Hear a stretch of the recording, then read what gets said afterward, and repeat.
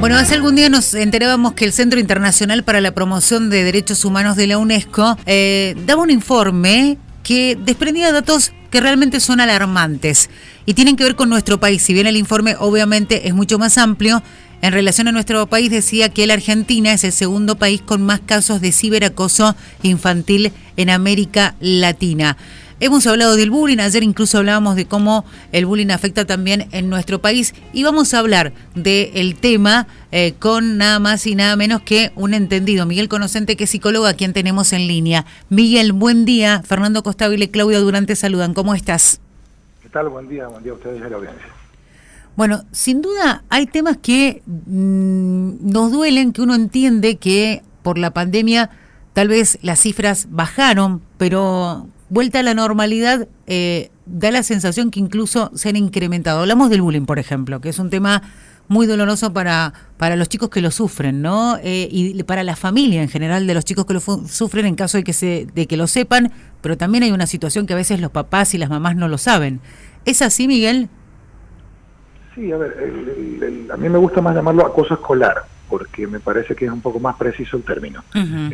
Porque si no hablamos muchas veces de bullying y es como que estamos incluyendo distintas cuestiones. El acoso tiene que ver con lo que es la intimidación de chicos, entre chicos, repetitiva. Es decir, es importante tener ese dato. Uh-huh. Cuando el acoso es frecuente, se extiende en el tiempo y tiene, digamos, algunas características típicas como son la intimidación, el sometimiento por un lado, que puede ser emocional, verbal o físico, uh-huh. Y también que se requiere de unos terceros como espectadores. Esto es una situación, bueno, como les decía, se define como acoso escolar y sucede en las escuelas del mundo, sucede también en las escuelas de Mendoza también. Si nosotros vamos a los datos duros, en las primarias de gestión pública en la provincia de Mendoza son muy pocos los casos, realmente muy pocos. Te diría, este año, en lo que va del año, en la dirección que me toca a mí conducir en este tiempo, que es la OIT, uh-huh. Tenemos a cargo todos los equipos interdisciplinarios que trabajan, los viejos gabinetes, digamos, con las escuelas primarias de Mendoza y jardines de infantes. Tenemos solamente 49 casos en todo el año, en una población de más de 300.000 alumnos. ¿Sí? Uh-huh. Es bajo. Digo, ese dato es importante. Sí. No estoy minimizando, diciendo que no sucede, no, sí sucede, uh-huh. ¿Sí? Pero que revista la gravedad que para que se convoque al equipo de profesionales para que intervenga, son muy poquitos casos en Mendoza. Uh-huh. También ahí tenemos que dividir lo que es el acoso del ciberacoso. Uh-huh. Sí, también. Que con la pandemia se incrementó. Uh-huh. Sí. Sensiblemente. ¿Sí? Y hoy en día el ciberacoso es algo que viene creciendo en los últimos años. Uh-huh. Para eso lo que se está haciendo es capacitando a los equipos para trabajar en prevención, básicamente. Uh-huh. Bien. ¿A partir de qué? ¿Cuál es el eje, el anclaje desde el cual se trabaja en prevención de este tipo de situaciones? Y sobre todo con lo que es la ESI, la educación sexual integral. Claro. Ustedes saben que la ESI tiene toda una faz que es lo que se denomina prevención inespecífica. Es decir, se hace prevención que tiene hechos de prevención, actos de prevención, trabajo en prevención, que no tiene que ver con una problemática en particular, sino con el buen vivir, con la convivencia. Sí. Entonces sirve tanto para hacer prevención desde consumo problemático hasta acoso escolar, hasta ideación suicida, etcétera. ¿Sí? Uh-huh. Son muchos factores, Miguel, perdón que lo interrumpa, son muchos factores, digamos, los que pueden influir en esto que usted, bueno, por un lado el ciberacoso, pero lo que explicaba al principio del acoso en general escolar, uh-huh. Sin meternos solamente en el bullying. Y por ejemplo, en las escuelas, ¿cómo lo estarían trabajando, más allá del ciberacoso, con la ESI? ¿Cómo estarían trabajando esos pocos casos que han habido, al parecer acá en Mendoza? ¿Cómo lo estarían trabajando? Porque digo, bajo una conducta de un alumno o de un compañerito que es agresivo, que somete al otro, que por ahí lo agrede, que, no sé, que toma venganza, bueno, ¿cómo trabajan con este chico? Mira, una de las primeras cosas que se trabaja mucho, estoy hablando siempre de escuelas primarias y de jardines infantes, que es donde nos toca intervenir a nosotros. Uh-huh. algo que se trabaja muchísimo son las normas de convivencia. Y un eje clarísimo de la ESI es el de la expresión de las emociones. Se trabaja mucho el tema de que los pibes no se queden callados cuando algo pasa. Bien. Claro. Y que en la escuela siempre hay alguien que pueda escuchar. Transformar las escuelas en lugares de escucha es un trabajo sistemático, difícil, pero que da muchísimos resultados. Por eso digo que hay muchos casos, seguramente son muchos más los casos de los que aparecen donde tienen que intervenir nuestros equipos, pero lo que pasa es que la escuela los resuelve mucho antes.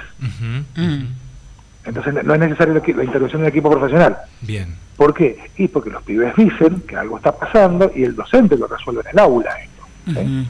O lo resuelve el equipo directivo de la escuela muchas veces. Interviene. ¿Cómo se interviene? Planteando la situación. Por ejemplo, una de las recomendaciones es que no haya público para eso. Es decir, que los otros chicos que están siendo partícipes del acto de acoso sean ellos los denunciantes. Claro.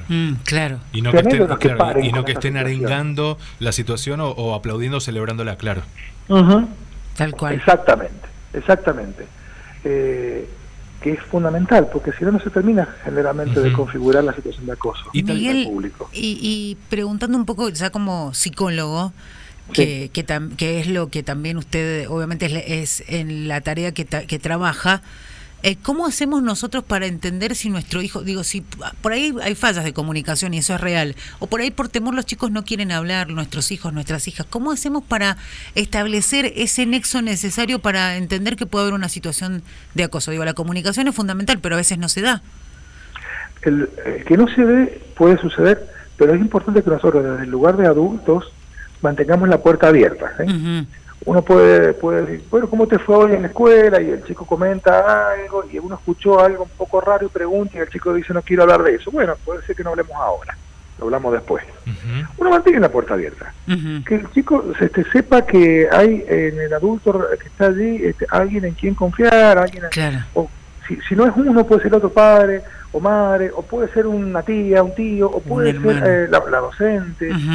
Estar en contacto con la escuela es fundamental. La escuela, miren, lo que sucede en la escuela es fantástico, porque la escuela termina siendo todavía, hasta el día de hoy, la última de las instituciones donde algo funciona y funciona bien, que es que los chicos recurren a la escuela para un montón de cosas que no tienen que ver únicamente con la enseñanza y el aprendizaje.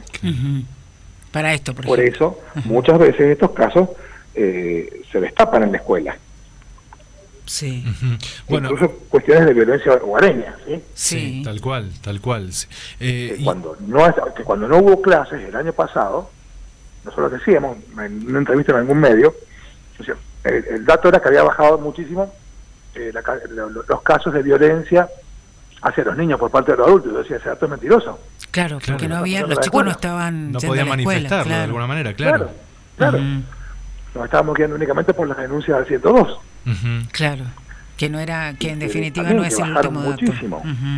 Miguel, y ahora metiéndonos en el tema de, volvamos al año virtual, no al año presencial, volvamos a meternos en el tema de lo virtual, en donde justamente el ciberacoso tuvo un lugar muy importante, y de hecho ese informe de la UNESCO está posicionando en segundo lugar, después de México, a la Argentina, con más del 80% de víctimas de bullying virtual, de ciberacoso infantil, y también donde participan niñas. Bueno, ¿cómo es este? Esto es lo que se viene. Digo, en esto que tenemos que estar atentos. Esto es lo que se viene. ¿Por qué?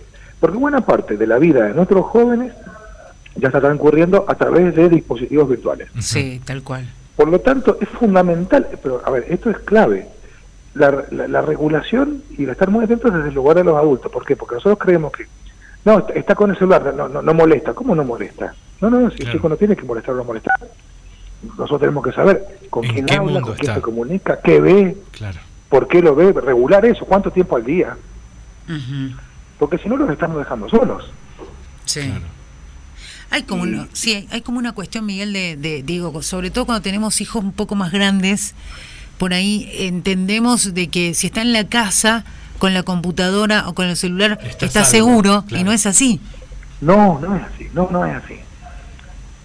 Y con esto no quiero instalar una visión paranoide, ni mucho menos. No, pero realista.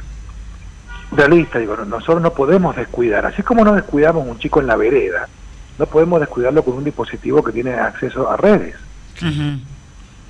Claro, porque, y vaya a saber lo que esté tramando, lo que pueda llegar a estar pasando en ese mundo de la virtualidad, para que el día que salga algo puede pasarle.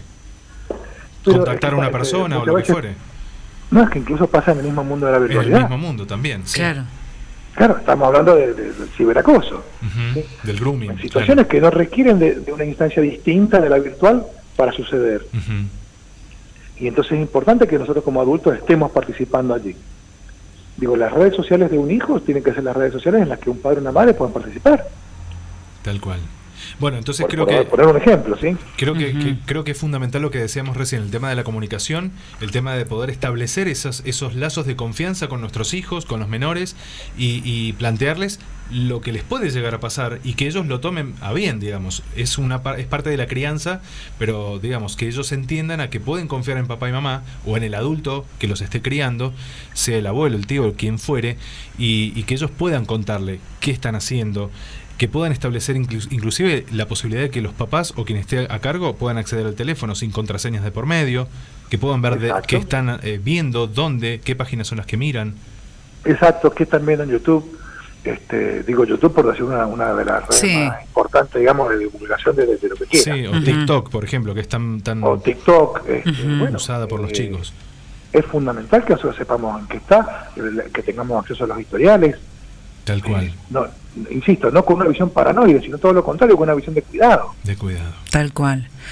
Uno puede ver que un chico está entrando en determinado lugar a ver determinadas cosas y uno, a ver, mostrame, veámoslo juntos, yo te explico. Quiero ver lo que vos ves, no te voy a dejar solo en esta. Tal cual. Ahí estaba mirando los datos de UNESCO que habla, por ejemplo, dando cifras, que el 80% de las víctimas de bullying, que es el virtual, que sucede sobre todo a partir de los 12 años, porque es cuando más los chicos tienen acceso a los dispositivos. Obviamente hay muchos que acceden antes, pero el promedio es ese. En el caso de las víctimas de bullying virtual, el 80% son mujeres a través de la virtualidad, y presencial es el hombre, un 60%. Digo, también es una señal, ¿no? Porque también hablamos de el hostigamiento que puede ser eso que tal vez se encuentran en la escuela con el acoso escolar, también se puede traducir en las redes sociales. Digo, pueden seguir también en las redes. Y yo les diría que a veces es al revés. Nosotros manejamos en la escuela primaria esto, el acoso virtual es sensiblemente menor. Pues estoy hablando de escuelas primarias. Claro, y es ahí mucho más presencial. Claro, y aparte tenemos la mayoría de los chicos sin acceso a los dispositivos. Porque estamos hablando que los chicos tienen acceso a los dispositivos a partir de los 10, 11 años en adelante. Sí. Y la primaria transcurre casi toda con edades inferiores a esas. Tal cual. Miguel, bueno, seguramente vamos a seguir hablando de este tema, no hay que dejarlo de lado y nos parece interesante tener la posibilidad de hacerlo con usted. Sin duda. Que además trabaja ahí a través de la DOIT y nos parece que es un buen aporte, así es que muchísimas gracias por la nota.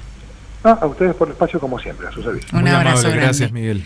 Miguel Conocente, psicólogo, también trabaja en la DOIT y bueno, hablándonos de esto, ¿no? El acoso escolar, el acoso en general, el bullying, lo que sucede y de lo cual son víctimas muchos chicos en nuestro país.